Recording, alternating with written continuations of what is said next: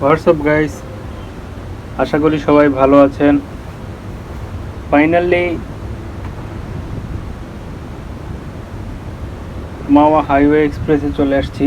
সবাই কেন এখানে আসে টপ স্পিড ওঠানোর জন্য, এখন আসলে বুঝতে পারতেছি যে কেন। এত স্ট্রেইট একটা রোড, খোলামেলা, কিন্তু এটা যতই সুন্দর ততই ভয়ঙ্কর। সবসময় একটা লিমিটের মধ্যে সবসময় গাড়ি চালানো উচিত। The road is so nice, সুবহানাল্লাহ।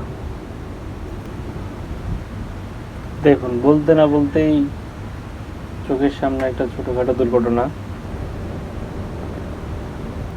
যাই হোক, টপ স্পিডটাকে আমরা এখন একটা অ্যাচিভমেন্ট হিসেবে নিয়ে নিছি। মনে করে যে বড় কিছু একটা অ্যাচিভ করে ফেলছি আমরা। আসলে এটা আমার মতে কোনো অ্যাচিভমেন্টই না, শুধুমাত্র সোশ্যাল মিডিয়ার মধ্যে দেখানোর জন্যই, নিজের স্যাটিসফ্যাকশনের জন্যই এটা করা।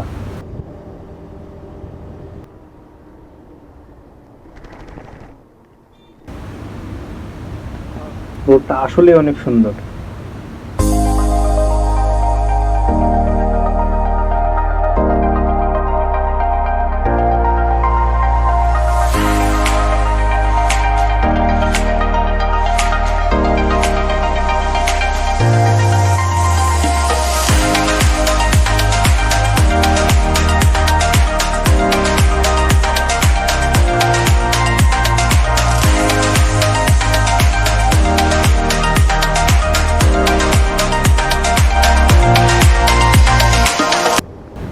আমার সাথে একজন রাইডার আছে, আমার পিলিয়ন সিটে বসা, আমার ফ্রেন্ড সুজন।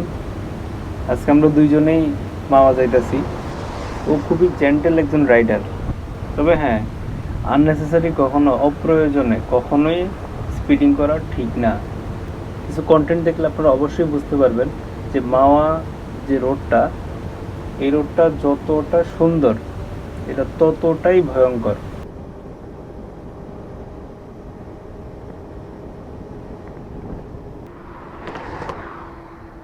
একটু রেস্ট দিব, তারপরে আবার মামার উদ্দেশ্যে চলবো, কারণ সব কিছুর একটা রেস্ট দেওয়ার দরকার আছে। আর একটু বাইকে একটু প্রবলেম ফেস করতেছিলাম যে বাইকটা একটু হালকা ব্রেক দিচ্ছিল, অটোমেটিক্যালি ঝাঁকি মারতেছিল। হঠাৎ ভাবছিলাম যে হয়তো ওভারহিটিং এর কারণে এটা হইতে পারে। আমরা মামার খুব কাছাকাছি চলে আসছি।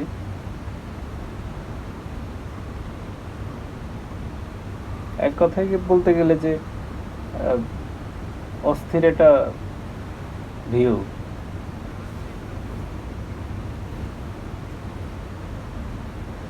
ওয়াও, ওনারা দুজন বাইকের মধ্যে, তার দুপাশে দুটো ব্যাগ, আর জায়গা নাই।